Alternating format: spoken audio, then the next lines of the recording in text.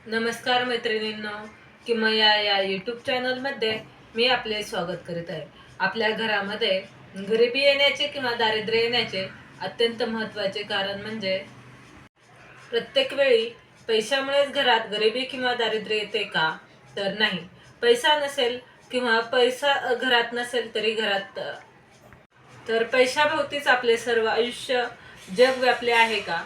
तर नाही. पैसा हा तर महत्त्वाचा आहेच, पण त्याच्याबरोबर आपली मनाची समजूत किंवा मनाला आपण किती श्रीमंत आहे हे पटवणे किंवा आपल्या मनामध्ये किती चांगल्या प्रकारच्या भावना आहेत हे मनावरती बिंबवणे हे सर्वात महत्त्वाचे आहे. पैशावरती आपल्या गरजा अवलंबून असतात हे नक्कीच महत्त्वाचे आहे. त्यामुळे पैसा जरी महत्त्वाचा असला त्याबरोबर आपलं पण काही घरामध्ये खूप पैसा येतो तरीही तिथे सुख शांती समाधान मिळत नाही. तर त्यामुळे पैसा हेच सर्वस्व नाही, तर घरामध्ये शांतता असणे ही खूप गरजेचे आहे. एखाद्या घरामध्ये 2-3 व्यक्ती कमवणारे असतात तरीही घरात गरिबी किंवा दारिद्र्य येते. यात सर्वात महत्त्वाचे कारण म्हणजे फक्त पैशाची कमतरताच नाही.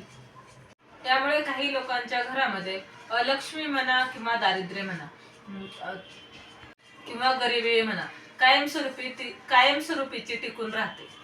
आणि जी माता लक्ष्मी तुमच्या घरामध्ये येत आहे ती पगाराच्या स्वरूपात असो किंवा इतर कोणत्याही गोष्टीच्या स्वरूपात असो, ती मात्र घरामध्ये टिकत नाही.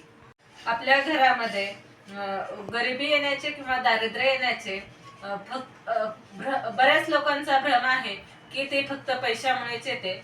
तर ते पैशामुळे येत नाही, तर आपल्या काही वर्तणुकीमुळे किंवा आपल्या चुकीच्या समजुतीमुळे, आपल्या चुकीच्या वागणुकीमुळे येत असते. तुम्ही मेहनत करत आहात, खूप काही कष्ट करत आहात, नोकरी करत आहात, व्यवसाय करत आहात, पैसा तर भरपूर येत आहे, तरीही महिन्याच्या शेवटला मात्र आपल्याजवळ काहीच पैसे शिल्लक राहत नाही किंवा महिन्याच्या शेवटला आपल्याकडे पुन्हा खळखळाट होतो. तर एवढा पैसा येऊन शेवटी तो पैसा जातो कुठे? आणि ज्या वेळेस इतर काही कामे निघतात किंवा आजारपण निघतं त्यावेळेस आपल्याला कर्ज घ्यावे लागते किंवा आपल्याला कोणाकडून तरी पैसे मागावे लागतात. तर असे का होते? घरात पैसा येतो, तो घरात टिकत नाही किंवा लक्ष्मी माता घरामध्ये स्थिर का होत नाही, याचे महत्त्वाचे कारण म्हणजे आपल्या घरामध्ये असलेली निगेटिव्हिटी, आपल्या घरामध्ये असलेली नकारात्मक शक्ती किंवा आपल्या घरामध्ये असलेली चिडचिड, राग, घरामध्ये असलेला असंतोष, सततची चिडचिड किंवा राग, आरोप प्रत्यारोप हे आपल्या घरामध्ये होत असतात. त्यामुळे आपल्या घरामध्ये कितीही पैसा आला तरी तो टिकला जात नाही. तो कोणत्या ना कोणत्या तरी मार्गाने तो निघून जातो किंवा कुठेतरी असा काही आपल्याला खड्डा पडतो की ते आपल्याकडे पैसा असला तरीही तो पुरत नाही. ज्या घरामध्ये असे होते त्या घरामध्ये माता लक्ष्मी ही कधीही स्थिर होत नाही. त्या घरामध्ये तुम्ही कितीही मेहनत केली, कष्ट केले, लाखो करोडो रुपये जरी कमवले तरी ते घरामध्ये स्थिर होत नाहीत. बरेच लोकांचे तर असे असते की आपल्या घरामध्ये लक्ष कमी आणि दुसऱ्यांच्या घरामध्ये खूप लक्ष असते. की एखाद्याची नोकरी चांगली आहे, एखाद्याकडे गाडी आहे किंवा एखाद्याने खूप चांगली प्रगती केली आहे, तर त्या लोकांवरती आपला दृष्टिकोन वाईट असतो किंवा जळकी वृत्ती असते. त्यामुळेही आपली प्रगती होत नाही. त्यामुळे आपली प्रगती करण्यासाठी आपण कोणाचेही वाईट चिंतू नये. आपली प्रगती होण्यासाठी आपण दुसऱ्यांचे वाईट न चिंतणे, त्यामुळेच आपली प्रगती होते. तो चांगला हौस मौज करीत आहे, तो मौज मजा करत आहे, मुलांना फिरायला नेत आहे. ज्यावेळेस असं आपण कधीतरी लोकांचा विचार करतो त्यावेळेस आपल्याकडे आपली नकारात्मक शक्ती जी असते ती आपल्याकडे येत असते आणि त्या नकारात्मक शक्तीमुळे आपल्यामधील चांगले गुण हे नष्ट होत जातात आणि नकारात्मक शक्ती वाढत जाते. त्यामुळे आपल्याकडे असलेल्या प्रत्येक गोष्टीचंही आपल्याला ती कमी वाटू लागते आणि त्या कमी प्रत्येक गोष्ट जर आपल्याकडे असूनही आपण तिचा उपभोग न घेतल्याने आपल्या मनामध्ये तसेच बिंबवले जाते की आपल्याला ही गोष्ट का मिळत नाही किंवा दुसऱ्यांना इतकी चांगली गोष्ट मिळते, मग आपण कुठे कमी पडतो.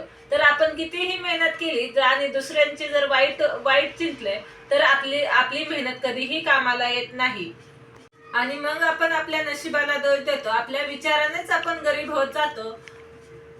आपण जर आपल्याकडे ज्या काही गोष्टी आहेत किंवा ज्या काही आपल्याला उपभोग घेत आहोत त्या गोष्टींचे जर आपण आभार मानत नसेल किंवा ज्या गोष्टी आहेत त्याच्यात जर आपण समाधानी नसल तर आपल्याकडे ज्या गोष्टींचा उपभोग घेण्यासाठी आहेत त्यामुळे आपल्याकडे ज्या गोष्टी आहेत त्या गोष्टींचे आभार माना.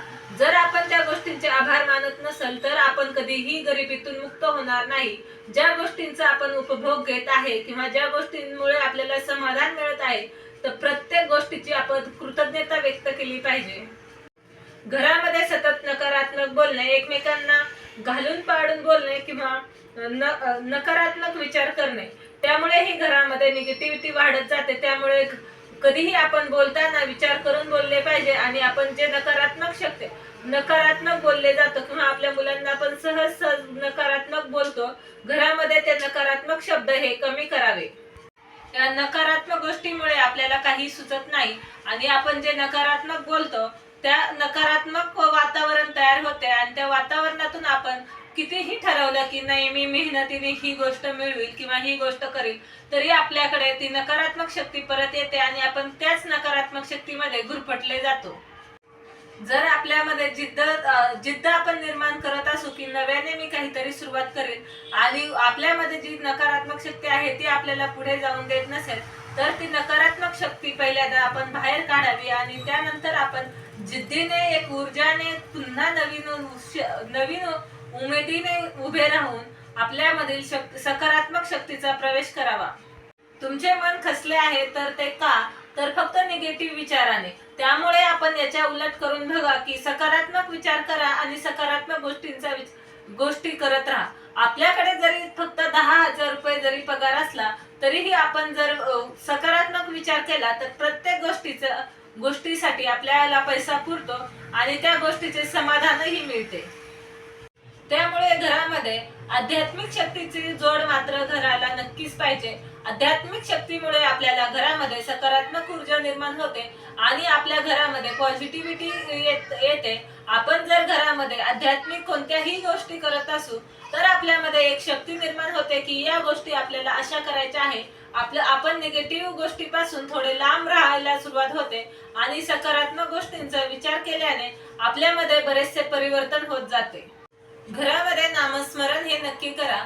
नामस्मरण केल्याने सकारात्मक ऊर्जाही येते आणि आपल्या प्रवृत्तीतून किंवा आपल्या वर्तणुकीतून हे आपल्याला विचारातून आपल्याला नक्कीच दिसून येईल.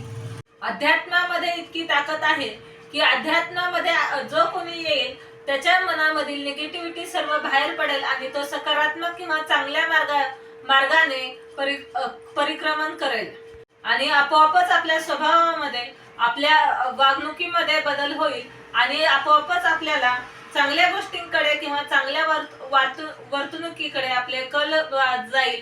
त्यामुळे आध्यात्मिक शक्ती ही खूप मोठी शक्ती आहे. आपल्या मुलांना किंवा आपण घरामध्ये आध्यात्मिक वातावरण हे नेहमी ठेवले पाहिजे. चांगला विचार करा, चांगला सकारात्मक विचार करा. त्यामुळे आपल्या घरामध्ये ही सकारात्मक ऊर्जा ही नक्की येणार आहे. व्हिडिओ जर आवडला असेल तर लाईक करा, शेअर करा, सबस्क्राईब करा.